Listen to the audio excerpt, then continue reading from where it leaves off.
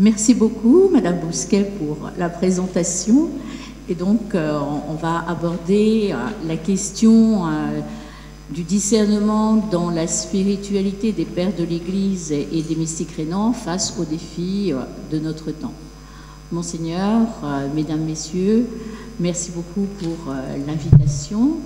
Et donc, juste un petit lien avec ce que vous venez de dire, c'est que la spiritualité des pères du désert et celle des mystiques rénants sont apparemment fort différentes l'une de l'autre, tant dans l'espace, l'Égypte, la Palestine, la Syrie d'une part, la vallée du Rhin de l'autre, que dans le temps, comme vous l'avez souligné, on passe du IVe au XIVe siècle. De plus, elles peuvent nous sembler lointaines alors qu'elles ne manquent pas d'actualité. En fait, il y a entre elles des convergences profondes.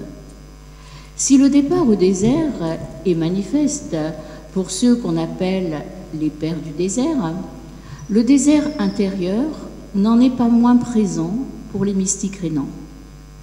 De plus, Eckhart, en tant que dominicain, a entendu la lecture des apophthegmes des pères du désert au réfectoire, comme le rapportent les Vitae Fratrum, les vies des frères dominicains. Il a également lu et médité les conférences de Jean Cassien, ce qui l'a amené à faire de cette boussole de la vie spirituelle, qu'est le discernement, le titre de son premier ouvrage, qui est en quelque sorte la porte d'entrée de son œuvre. Die Reden der Unterweisung, les discours du discernement, plus communément appelés en français les entretiens spirituels, où il présente l'essentiel de la vie spirituelle dans un dialogue avec les novices qui est encore parlant aujourd'hui. Mais il n'en reste pas là. Il dégage également, comme les pères du désert, l'enjeu de la vie spirituelle, qui n'est autre que la conformation au Christ, la filiation divine. Autant de défis pour aujourd'hui que nous allons reprendre. Nous nous attacherons tout d'abord à déterminer si le désert est encore recherché aujourd'hui, et quel désert. Puis nous verrons dans un second temps quel est le rapport entre cette expérience du désert et le discernement, sur lequel le pape François insiste beaucoup, et qui permet de mettre en perspective des questions actuelles comme le transhumanisme, qui envisage une autodivinisation et non la filiation divine, qui est un don et qui sera le troisième point de notre exposé. Le désert, tout d'abord, est un lieu unique qui attire par sa beauté et son étendue. C'est le lieu de l'expérience religieuse, de la rencontre avec Dieu, mais il met en même temps l'homme face à lui-même.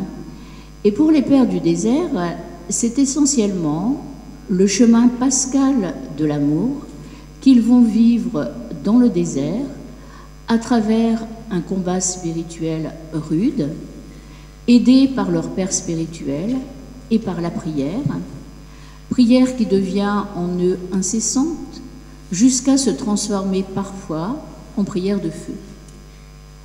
Même s'ils habitent dans le désert, ils y vivent continuellement un passage leur faisant comprendre qu'ils sont des pèlerins sur cette terre.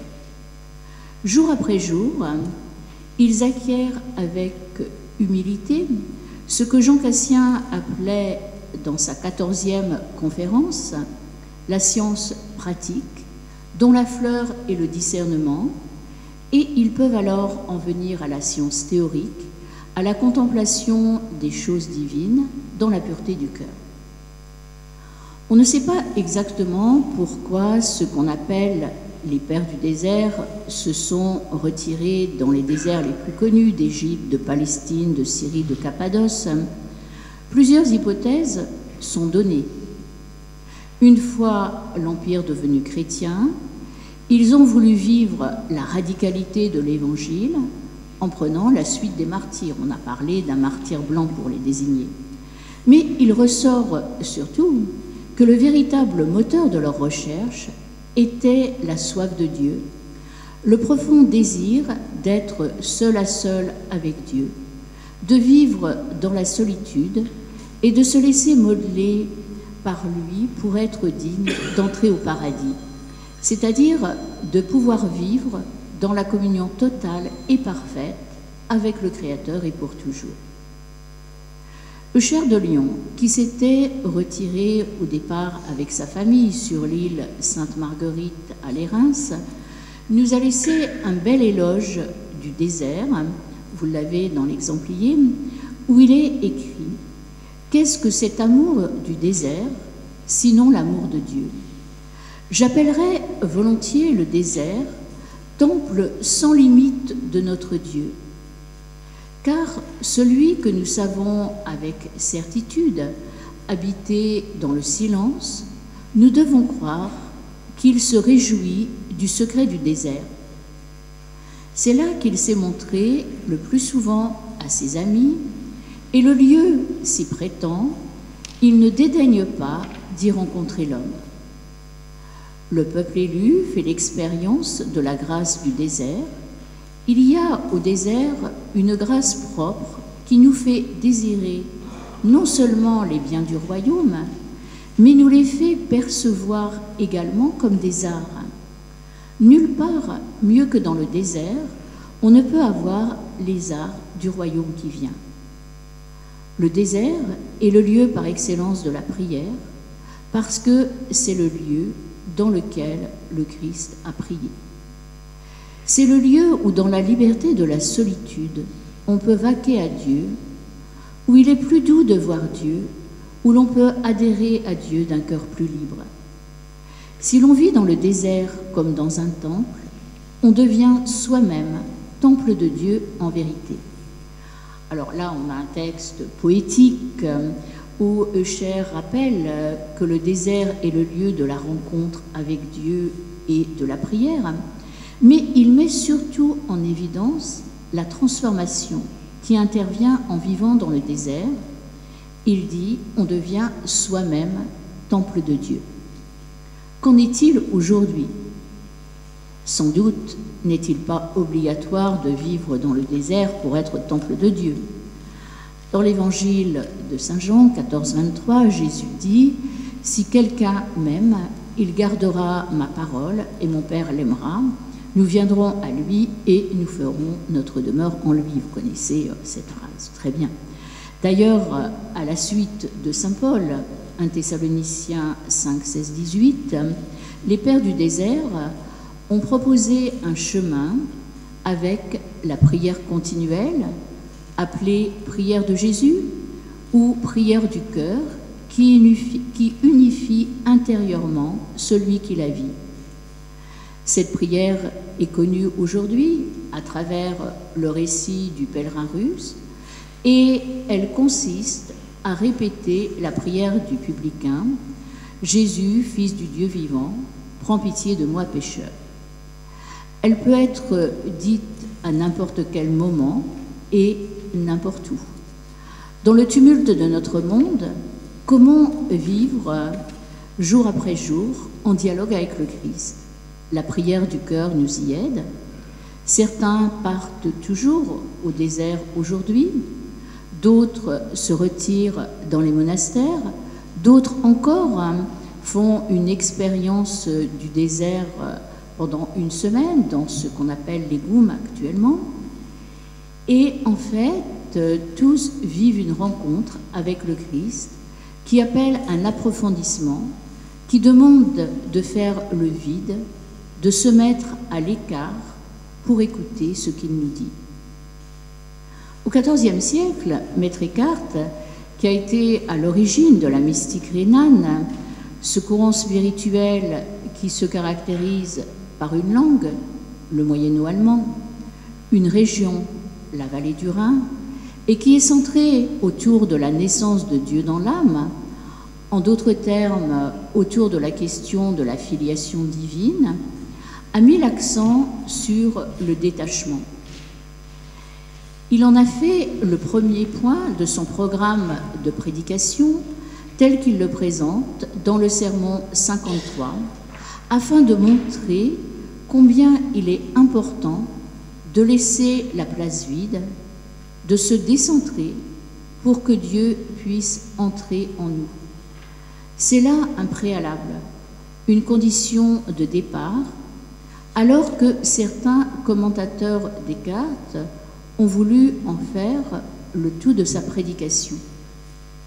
Pour lui, il n'en va pas ainsi, car le détachement permet de découvrir la grande noblesse de l'âme, la petite étincelle de l'âme, l'etwas in der Seele, qui est le point de dialogue entre l'âme et Dieu. Et c'est là le troisième point de son programme de prédication, avant qu'il n'envisage la pureté de la nature divine. Et on voit que ce qu'il propose à partir du détachement, c'est de reconnaître l'image de Dieu en l'homme, cette image vivante qui est le point de dialogue entre l'homme et Dieu. Sur ce plan, son poème, intitulé Granum Sinapis ou Grain de Sénévé, est tout à fait parlant. Dans les 3 premières strophes, Eckhart part de la vie de la Trinité, ce qui renvoie à son expérience personnelle, par laquelle il a été en quelque sorte plongé au cœur de la Trinité. Mais il ne situe pas la Trinité dans un au-delà inaccessible. Au contraire, il explique comment la rejoindre. C'est alors qu'il propose, dans les strophes 4 à 6, cette énigmatique expérience du désert. Il parle alors du merveilleux désert, qui est l'expression de l'infini, de la liberté. Ce désert nous dépasse radicalement, tout comme la Trinité.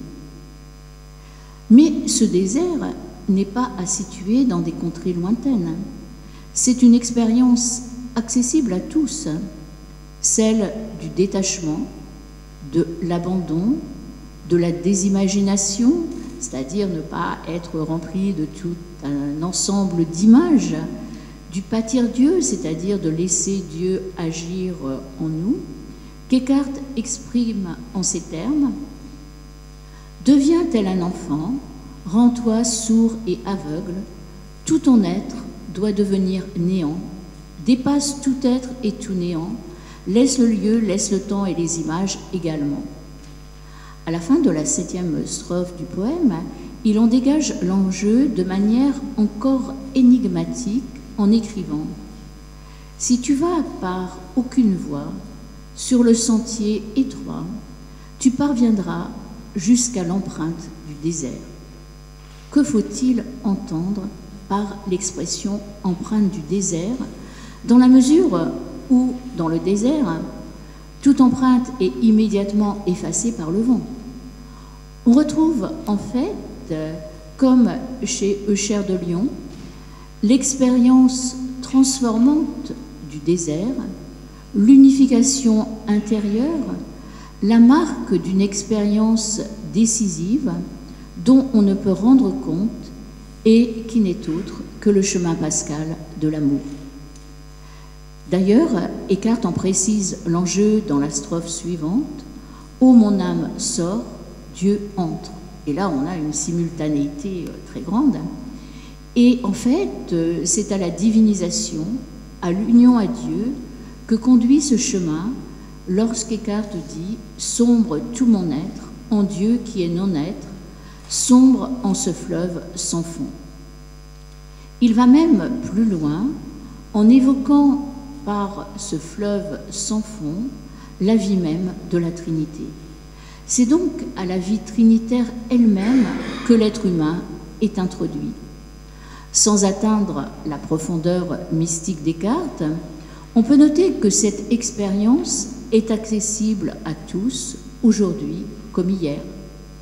Elle amène à être attentif aux appels de Dieu, à se laisser transformer en profondeur pour vivre de sa vie et aimer de son amour. Sur ce chemin, et c'est le deuxième point de cet exposé, le discernement a une place fondamentale. Et les pères du désert l'ont mise en évidence. Jean Cassien, qui transmet à l'Occident, plus précisément aux moines du sud de la Gaule et de l'Érins au 5e siècle, les trésors spirituels des déserts d'Égypte, leur en donne une des clés qui est justement le discernement.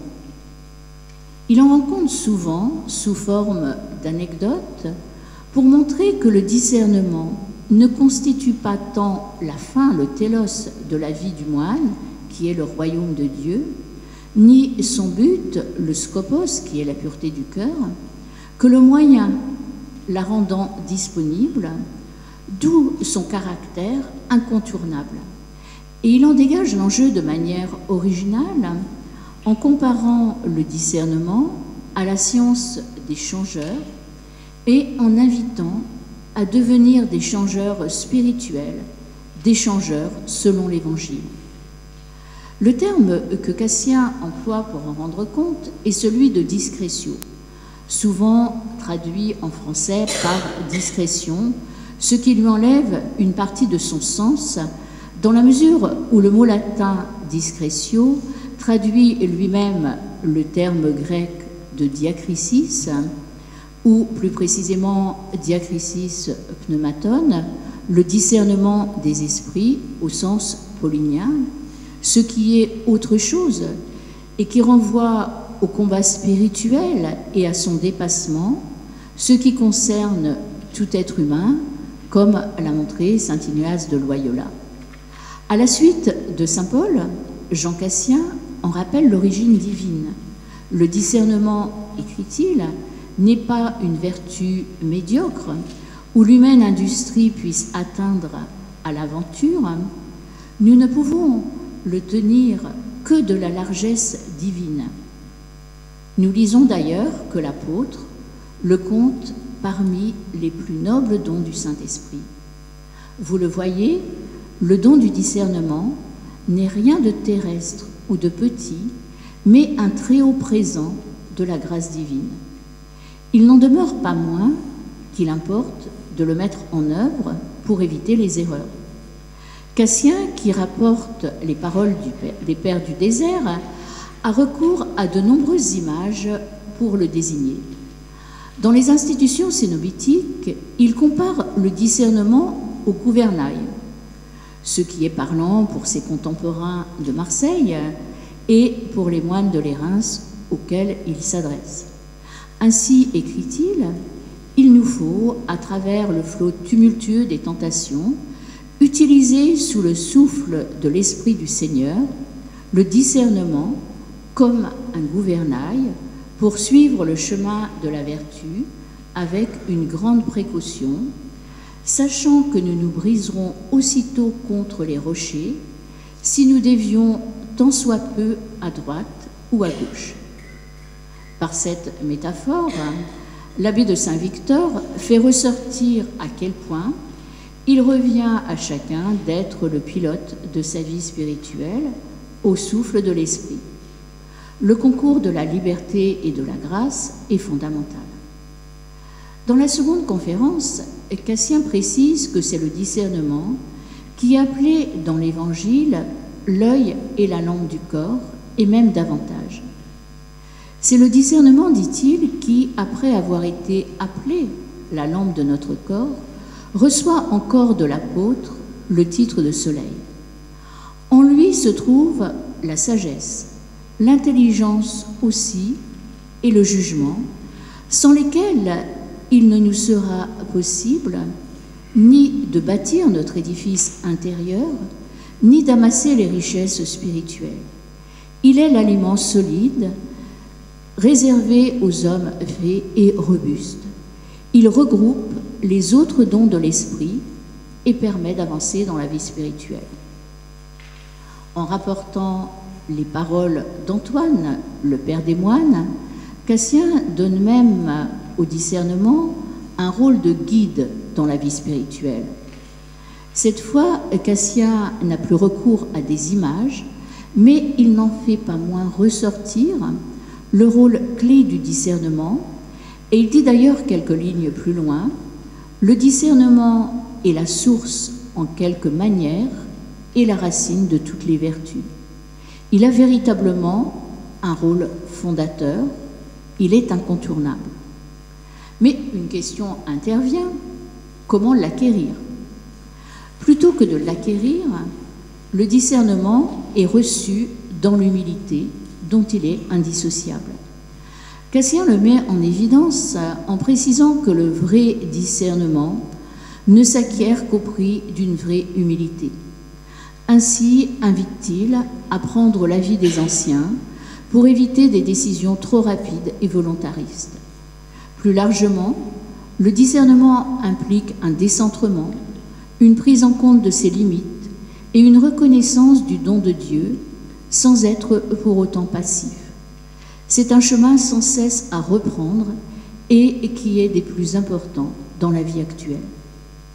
Pour en rendre compte, Cassien le compare à l'office des changeurs et il invite à devenir des changeurs spirituels, des changeurs selon l'Évangile, et cela dès sa première conférence. Qu'est-ce à dire? Sinon que le discernement implique un patient travail d'évaluation entre les pensées et les actions, afin de discerner, de reconnaître l'or véritable, c'est-à-dire les pensées et actions qui viennent de Dieu, et les autres qui risquent de nous en éloigner. Il nous faut être continuellement en éveil, dit-il, quant à la triple cause de nos pensées, et appliquer à toutes celles qui émergent dans notre cœur un sagace discernement. Nous en rechercherons dès le principe, l'origine, la cause et l'auteur, afin de considérer, d'après le mérite de celui qui les suggère, l'accueil que nous devons leur faire. Ainsi deviendrons-nous, selon le précepte du Seigneur, d'habiles changeurs. L'habileté et la science des changeurs triomphent à discerner l'or parfaitement pur et celui qui n'a pas subi au même degré l'épreuve du creuset. Alors pour nous c'est peut-être moins parlant, mais il faut bien penser qu'à l'époque les changeurs étaient sur la place du marché et donc évaluaient les monnaies et c'était une comparaison parlante pour son époque, beaucoup mieux que pour nous. Alors il ajoute, notre devoir à nous est de porter dans les choses de Dieu toutes ces mêmes précautions, comme il ressort du nom même de changeur que l'Évangile nous propose en exemple. Et d'abord, quelques pensées qui se glissent en notre cœur, quelques maximes qu'on nous suggère, mettons à la sonder un soin extrême. Sortent-elles toutes purifiées du feu céleste de l'Esprit Saint? Ne croyez pas à tout esprit, mais voyez à l'épreuve si les esprits sont de Dieu. Cassien, qui, comme ses contemporains, avait l'habitude de voir les changeurs, retient 3 points successifs de leur art: la reconnaissance du véritable métal, l'effigie frappée sur la monnaie, et enfin le poids qui induit ou non son authenticité. À partir de là, il précise ce qu'il en est du discernement, qui implique la mise en œuvre de ces 3 éléments sur le plan spirituel cette fois, ce qui amène à voir si les pensées viennent ou non de Dieu. La présentation qu'il fait du discernement est originale. Il en ressort que le discernement relève de la science pratique. Dans la 14e conférence, comme on l'a vu au départ, il distingue la science pratique de la science théorique et souligne qu'on arrive à la science théorique qu'en passant par la science pratique. D'où le rôle de préparation, justement, joué par le discernement et aussi, à partir de là, la complémentarité entre la science pratique et la science théorique, et justement la science théorique qui va arriver au skopos, à la pureté du cœur, et au télos, au royaume de Dieu, où l'Esprit Saint donne d'entrée. La paternité spirituelle aide à le comprendre et à le mettre en œuvre. Sans doute, le contexte où vivait Cassien est-il largement différent du nôtre, mais la réalité du discernement n'en est pas moins importante pour notre époque. Et justement, le pape François y insiste beaucoup. Il en a fait le thème du synode des jeunes et il lui a également consacré une série de catéchèses en 2022. Et on pourrait presque voir aussi que le synode sur la synodalité prend en compte la dimension ecclésiale du discernement. Donc vraiment une ligne de fond. Alors pour toujours mettre en parallèle les pères du désert et les mystiques rénants, on peut noter que dans les discussions qu'il avait avec les novices, Maître Eckhart, qui était prieur du couvent d'Erfurt, s'attache à leur faire comprendre que si une chose leur est nécessaire pour leur vie religieuse, c'est le discernement. Alors ça, on peut peut-être s'en étonner, mais il dit c'est vraiment l'essentiel. Et justement, il intitule ses discours avec les novices les discours du discernement, et pour montrer à quel point le discernement est la boussole de la vie spirituelle.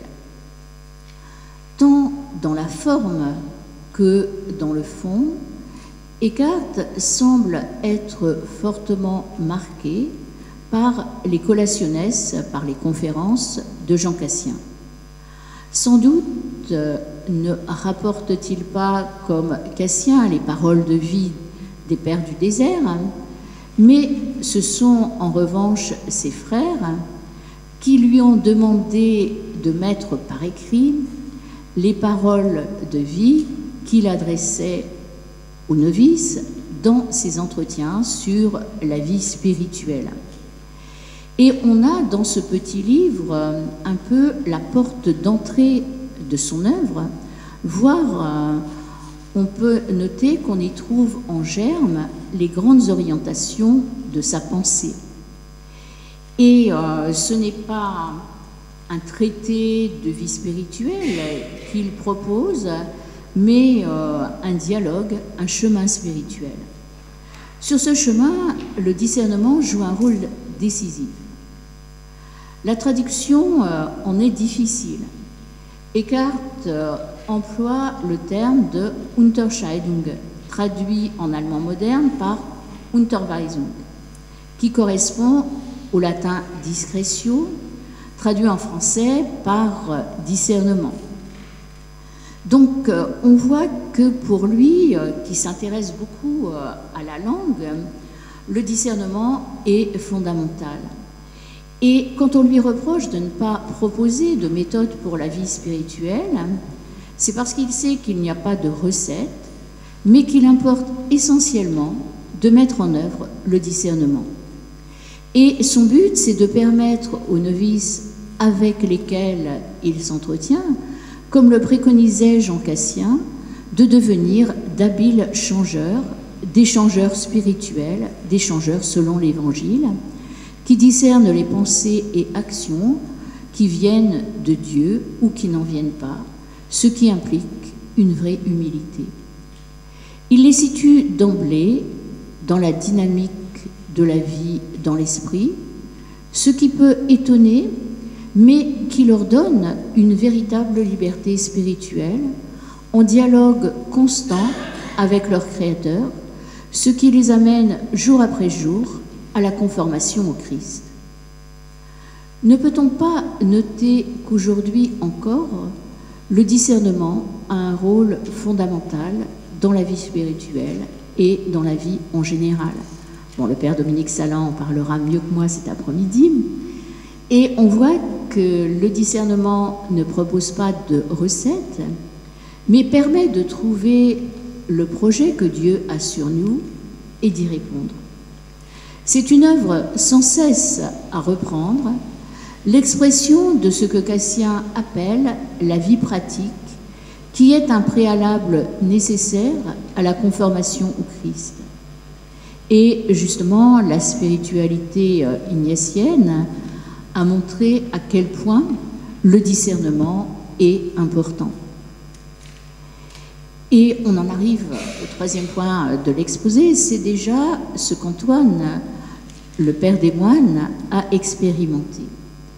Après de rudes combats, souvent représentés dans la peinture, en particulier sur le rétable d'Unterlinden à Colmar, on aurait pu s'attendre à ce qu'Antoine en ressorte méconnaissable. C'est tout le contraire qui intervient. Lorsque ses amis forcent sa porte, il pense le trouver décharné, épuisé par son ascèse. En fait, il n'en est rien.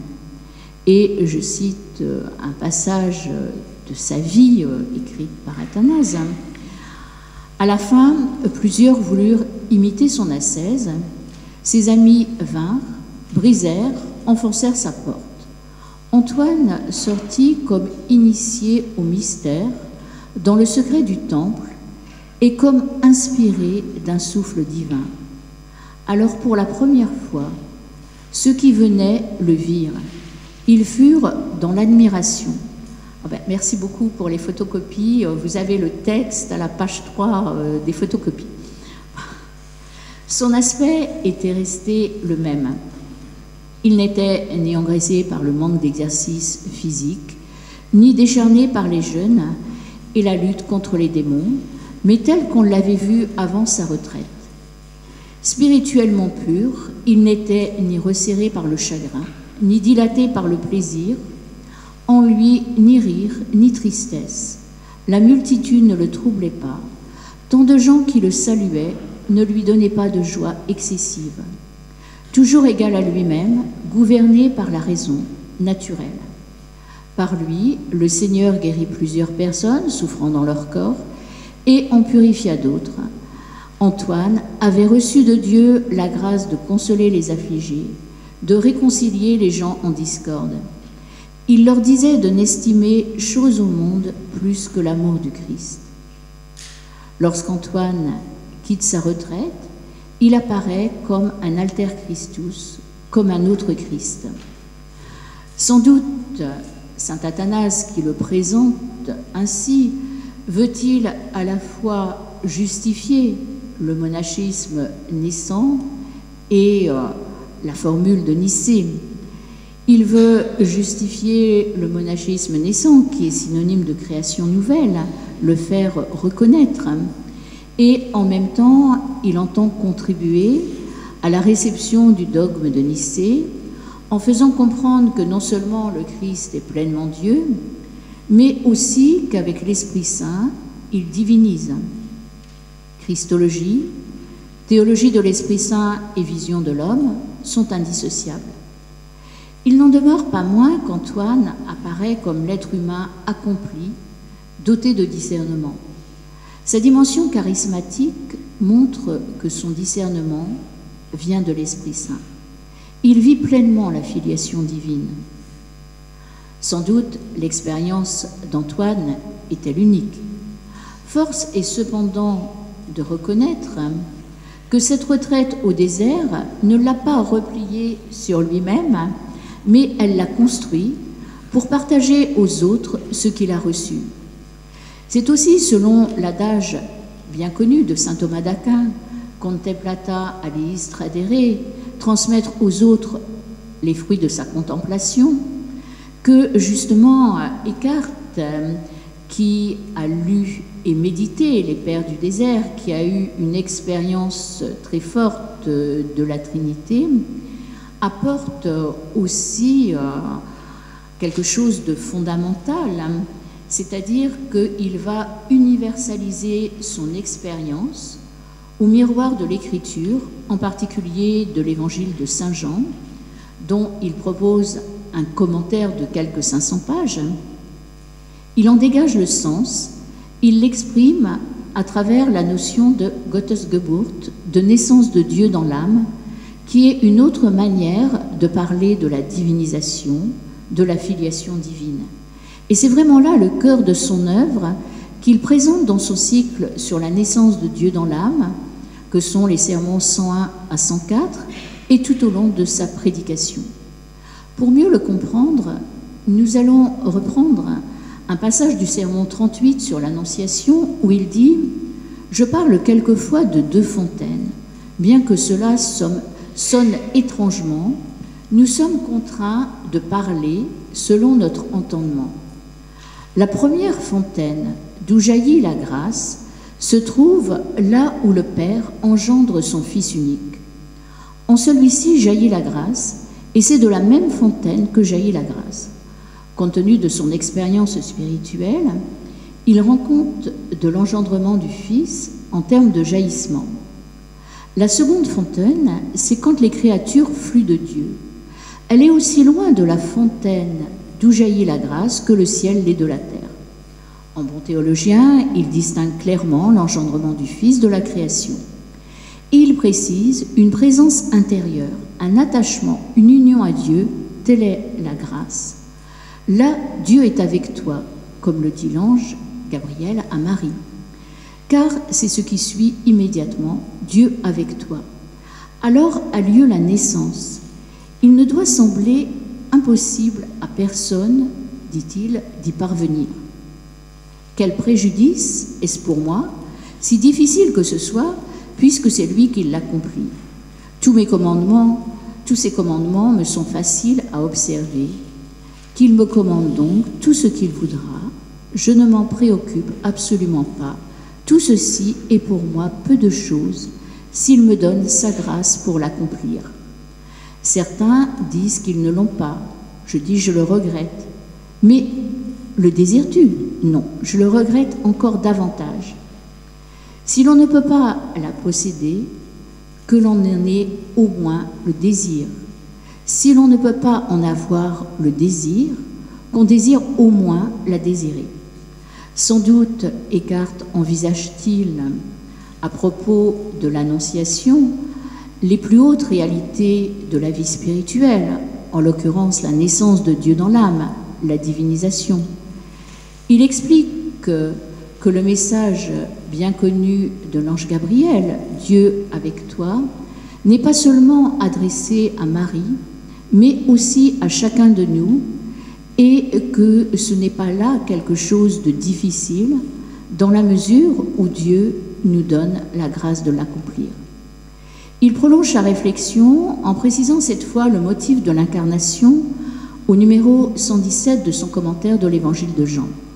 Ainsi écrit-il, « Le premier fruit de l'incarnation du Verbe, qui est le Fils de Dieu par nature, et que nous soyons fils de Dieu par adoption, car il serait de peu de prix pour moi que le Verbe se fût fait chair pour l'homme dans le Christ, en supposant qu'il soit séparé de moi, s'il ne s'était pas aussi fait chair en moi personnellement, afin que moi aussi je sois fils de Dieu. Pourquoi Dieu s'est-il fait homme, sinon pour nous donner d'être introduits dans la vie trinitaire? C'est là une chance immense qui nous est donnée et qu'Eckhart développe tout au long de sa prédication, en particulier dans le sermon 101. Et pour cela, il s'appuie sur les pères de l'Église, en particulier Origène et Maxime le Confesseur, dont il reprend la phrase « devenir par grâce ce que Dieu est par nature ». Et en bon commentateur de l'Écriture, il commence par mettre en évidence la grâce de la création, par laquelle l'être humain est créé à l'image de Dieu, avant d'envisager celle de l'incarnation, puis de la filiation divine, où il va distinguer la filiation par nature et la filiation par adoption qui nous est donnée. Ces réflexions peuvent parfois nous paraître abstraites, or elles sont fondamentales à notre époque, à celle du transhumanisme. Comme le soulignait Bertrand Verjoly dans son ouvrage intitulé « La tentation de l'homme-dieu », le transhumanisme consiste en effet à effacer la parole disant que l'homme a été fait à l'image de Dieu en la remplaçant par cette soi-disant réalité qu'il se fait à l'image de lui-même et de rien d'autre, d'où son goût pour le rien, et qu'il n'y ait rien à partir de lui permet tout. Notre monde est dominé par la logique de l'homme-dieu. On peut en sortir, il suffit pour cela de faire une révolution intérieure en passant de l'homme-dieu au Dieu fait homme. Le Dieu fait homme est un Dieu humble, et c'est justement l'humilité que les pères du désert et les mystiques rénants préconisent pour accueillir la grâce et en vivre. Ils ne proposent pas un chemin spirituel codé. Le seul texte où on est un chemin spirituel chez Eckhart, c'est le Sermon de l'homme noble, avec les 6 degrés, le 6e où l'homme est détaché des images et transformé au-dessus de lui-même par l'éternité de Dieu. Il est parvenu à l'oubli parfait et total de la vie éphémère et temporelle, transformé en une image divine, devenu enfant de Dieu. Et c'est un peu la réponse à Eucher de Lyon, la transformation qui se fait par l'expérience du désert.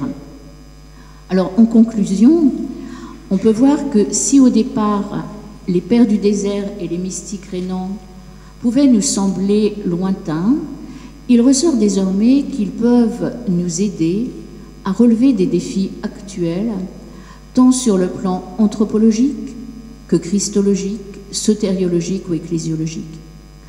Jean Toller disait qu'Eckhart parlait à partir de l'éternité. Sa parole traverse en effet les âges et revêt une véritable actualité. Il va à l'essentiel, comme les pères du désert, dont les apophthegmes sont toujours actuels.